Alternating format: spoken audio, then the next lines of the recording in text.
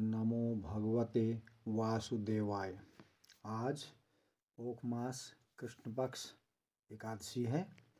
सर्वप्रथम हम इस एकादशी का नाम, महात्म्य और तत्पश्चात कथा को श्रवण करेंगे, सुनेंगे। तो चलिए शुरू करते हैं आज की इस कथा का। पहले महात्म्य। महाराज युधिष्ठिर ने एक बार भगवान श्री कृष्ण से पूछा कि हे भगवान, पोख मास के कृष्ण पक्ष की एकादशी का क्या नाम है? इस दिन किस देव की पूजा करनी चाहिए और इसका क्या विधि विधान है, यह सब बतलाइए। भगवान श्री कृष्ण बोले कि हे राजन, मैं आपके प्रश्नों का उत्तर देता हूँ। पहले आप यह जान लें कि दान देने वाले की अपेक्षा मैं व्रत करने वाले से, एकादशी व्रत करने वाले से अत्यधिक प्रसन्न रहता हूँ। अब आप इस एकादशी व्रत का महात्म्य सुनिए। पोख मास के कृष्ण पक्ष की एकादशी का नाम सफला है।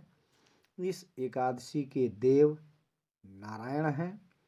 इनका विधि अनुसार व्रत करना चाहिए और नारायण की पूजा करनी चाहिए। जो मनुष्य एकादशी व्रत तथा मेरा पूजन करते हैं वे धन्य हैं। सफला नाम की एकादशी में मुझे ऋतु के अनुकूल फल अर्पण करें, अर्थात नारियल, नींबू, अनार, सुपारी आदि, और धूप, दीप, पुष्प, नैवेद्य आदि से मेरी षोडशोपचार पूजा करें। इस दिन दीपदान तथा रात्रि को जागरण करना चाहिए। इस एकादशी व्रत के समान यज्ञ, तीर्थ तथा दूसरा कोई भी व्रत नहीं है।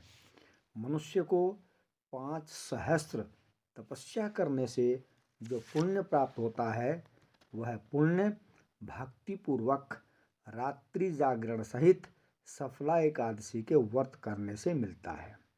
हे राजन, अब आप सफला एकादशी की कथा को ध्यानपूर्वक सुनिए। चंपावती नगरी में एक महिष्मान राजा राज्य करता था। उसके 4 पुत्र थे।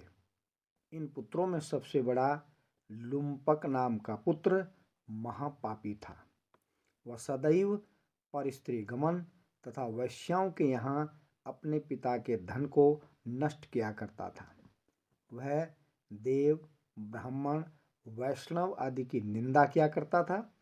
जब पिता को अपने बड़े पुत्र के बारे में ऐसा समाचार ज्ञात हुए तो उन्होंने अपने पुत्र को अपने राज्य से बाहर निकाल दिया।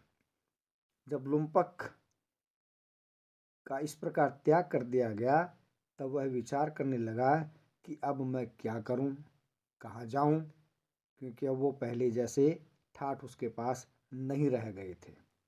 तो वह दिन में वन में रहने लगा और रात्रि को अपने पिता की नगरी में चोरी तथा अन्य कुकर्म करने लगा। जिस वन में वह रहता था वह भगवान को अत्यंत प्रिय था। उस वन में एक बहुत ही पुराना पीपल का वृक्ष सब देवताओं का क्रीड़ा स्थल था। इसी वृक्ष के नीचे लुम्पक रहता था। कुछ दिनों के पश्चात पोख मास के कृष्ण पक्ष की 10वीं के दिन शीत ऋतु से, ठंड से वह मूर्छित हो गया। उसके हाथ पैर अकड़ गए।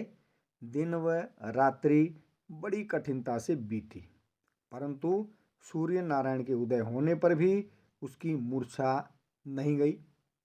सफला एकादशी के मध्याह्न तक वह दुराचारी मूर्छित ही पड़ा रहा। जब सूर्य की गर्मी से उसे होश आया तो वह अपने स्थान से उठकर वन में भोजन की खोज में चल पड़ा। उस दिन वह जीवों को मारने में असमर्थ था, इसलिए जमीन पर गिरे हुए फलों को लेकर पीपल के वृक्ष के नीचे आया। जब सूर्य भगवान अस्ताचल को प्रस्थान कर गए, तब फलों को पीपल की जड़ के पास रख कहने लगा कि हे भगवान, इन फलों से आप ही तृप्त हुए। क्यों? क्योंकि वो है मांसाहार का आदी हो चुका था।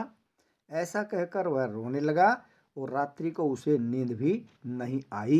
इस प्रकार वह महापापी व्रत तथा रात्रि जागरण से भगवान अत्यंत प्रसन्न हुए, क्योंकि दिन में उसने कुछ खाया नहीं, रात्रि को उसे नींद आई नहीं, तो दिन में उसका उपवास हुआ और रात्रि में उसका जागरण भी हो गया।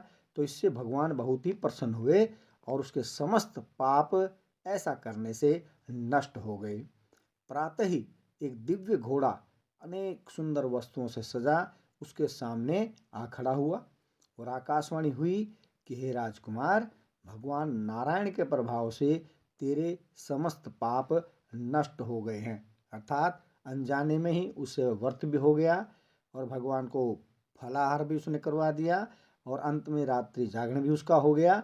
तो अनजाने में ही ऐसा सब कुछ होने पर भगवान उससे प्रसन्न हुए और आकाशवाणी होती है कि तेरे समस्त पाप अब नष्ट हो गए हैं, अब तू अपने पिता के पास जाकर राज्य प्राप्त कर। लुम्पक ने जब ऐसी आकाशवाणी सुनी तो अत्यंत प्रसन्न हुआ और हे भगवान आपकी जय हो, हे भगवान आपकी जय हो, ऐसा कहता हुआ सुंदर वस्त्रों को धारण कर अपने पिता के पास पहुंचा। उसने संपूर्ण कथा जो घटित हुई थी अपने पिता को कह सुनाई। पिता ने अपना राजभार लुम्पक को सौंपकर वन का रास्ता लिया। अब लुम्पक शास्त्रानुसार राज्य करने लगा। उसकी स्त्री पुत्र आदि भी परम भक्त बन गए। वृद्धावस्था आने पर वह अपने पुत्र को गद्दी दे भगवान का भजन करने के लिए वन में चले गए और अंत में वह भी विष्णुलोक को चला गया। भक्तिपूर्वक जो मनुष्य सफला एकादशी का व्रत करते हैं वे अंत में मुक्ति पाते हैं। जो मनुष्य भक्तिपूर्वक सफला एकादशी का व्रत नहीं करते हैं वे पूंछ और सींग के बिना पशु के समान हैं। सफला एकादशी के महात्म्य का पठन व श्रवण करने से अश्वमेघ यज्ञ का फल मिलता है। बोले विष्णु भगवान की जय।